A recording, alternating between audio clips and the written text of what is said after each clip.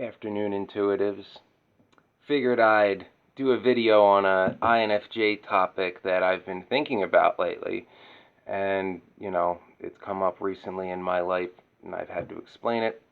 And since I got a little time before I go to therapy, I'm going to get this one out. Before I start, thank you, all of you, for who take the time to listen to some random, heterosexual, demisexual, INFJ witch talk about various topics. As I said, this channel exists because we are not alone, especially us intuitive types that are often misunderstood, and I wanted to convey information to others that seek it that I wish I had 15 years ago. I probably would have figured some things out sooner and probably, definitely, could have avoided some bad spots and bad people in my life. So, if knowledge is what you seek in a raw, uncut manner from someone who speaks from experience as well as reading and doesn't know what they're doing, you're in the right place, and I thank you for that. So, what's my topic today? Well, maybe I don't want to tell you because I'm an INFJ and I'm private. And privacy is important to us. And there you have it. Privacy. The importance of privacy for INFJs, and as most of the time ENFJs, you pay attention to a lot of this overlaps. I gear towards the INFJs more because I am one, and that is where my experience comes from. Don't know what it's like to live as an ENFJ. Really like ENFJs though. But privacy as an INFJ, very important part of who we are, and it can be yet another one of our paradoxical moments because while we greatly enjoy deep conversation and learning the why behind things, and when we find someone that we find very interesting, or especially if we fall for somebody, we want to know everything about that person, and in that case we will volunteer any information. Nothing is off limits. We are a total open book. But in our day-to-day lives with acquaintances and people we just meet, keep the walls up. We're very guarded. We're very private. We have trust issues with good reason. So, given that privacy is important to us, there's certain topics that we'll veer away from in a casual conversation just because we don't want to talk about it. We're just not comfortable with it, and perhaps out of respect for other people. Obviously, one of them will be our love lives. INFJs are not at all the kiss and tell type. Most of us, more of us than aren't, are demisexual, and sex requires that deep emotional connection before engaging with sexual activity with somebody. Again, it's another paradox because at the same time we're very sensual, very intense, very detail-oriented. Man, I'm struggling to explain this, and not just because it's been a while, but when we are in love with somebody, we are very sexual people, very, very much respectful and more concerned with our partner's needs than our own. Let's just say that. But we will never discuss that with somebody else because we would never exploit or embarrass or want to betray the trust of our partner because, well, trust is hard to find. Unconditional love is even harder, but trust is pretty damn hard to find too. And we take trust seriously. That's why we don't trust many people, and many people in our lives have given us reason not to trust them and to be careful and selective on who we trust. So, obviously I'm segueing into trust. INFJs, part of our privacy is the sense of who we can trust and who we cannot. Since many of us, ENFJs again, pay attention, were targets of narcissists in our past and know that any information a narcissist has on you, about you, they will find a way to use against you. They will tell half-truths, they will twist things out of context, and blatantly make shit up too. But being that anything can be used against you, one gets selective on what information they allow out there. This is for various reasons. With INFJs, I would say first and foremost why specifically a narcissist would target you and why that would lead to trust issues is they see something in you they want to destroy. Most likely your integrity, and most likely they want to get you to doubt your intuition because deep down they know they can see through you, so they must discredit you before you out them. ENFJs, well, similar reasons, but first and foremost, especially if you're younger, you struggle to say no, and you're people pleasers, and they're going to exploit the hell out of that, and it is sport for them. And sometimes they may also be specifically targeting you because they get off on exploiting you, but also they want to annoy the shit out of maybe an INFJ friend who cares deeply about you and see if they can, send him into an INFJ fury, and we all know how those go. But there's, yet another reason why privacy is very important, a very important part of being an INFJ.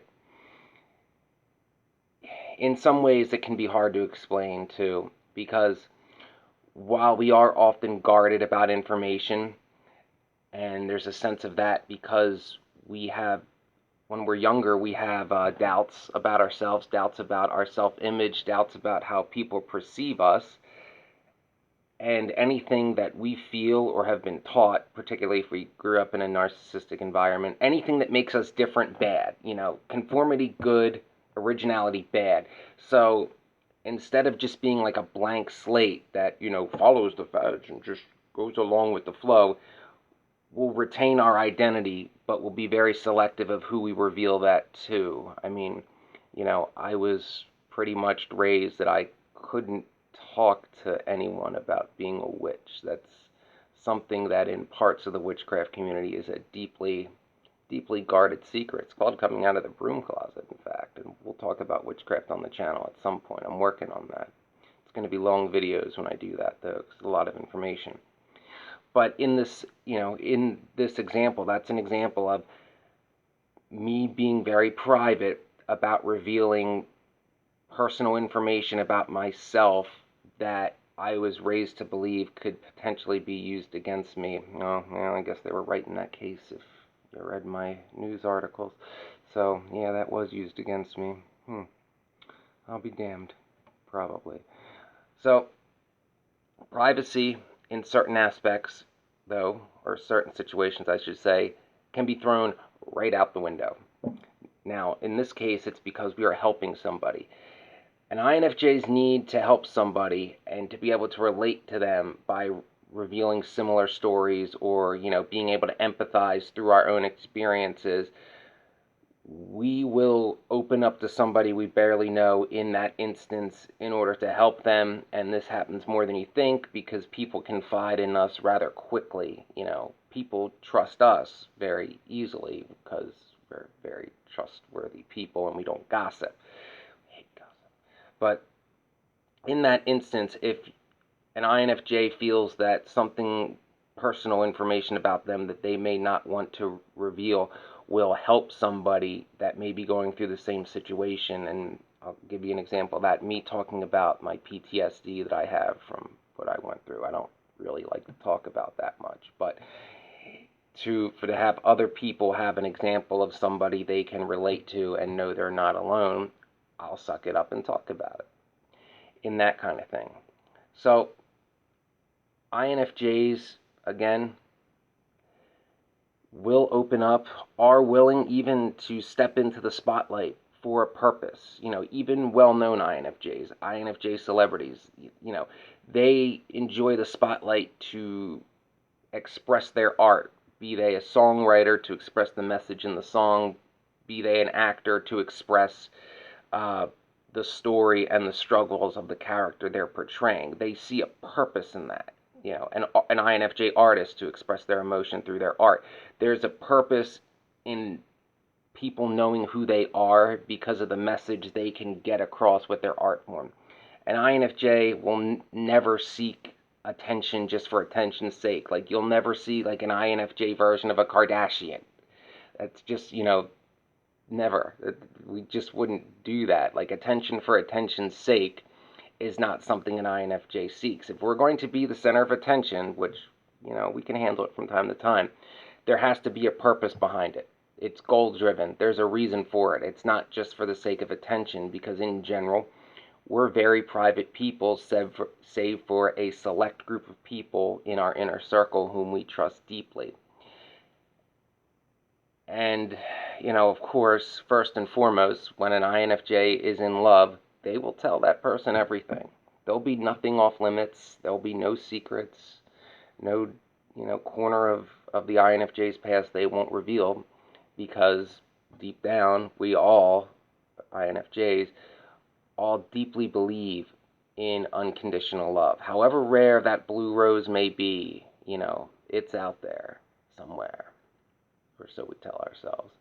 But in that situation, we would have no problem just opening up and, because you want that person to know who you really are and all your depths. And man, do we have some depths and layers.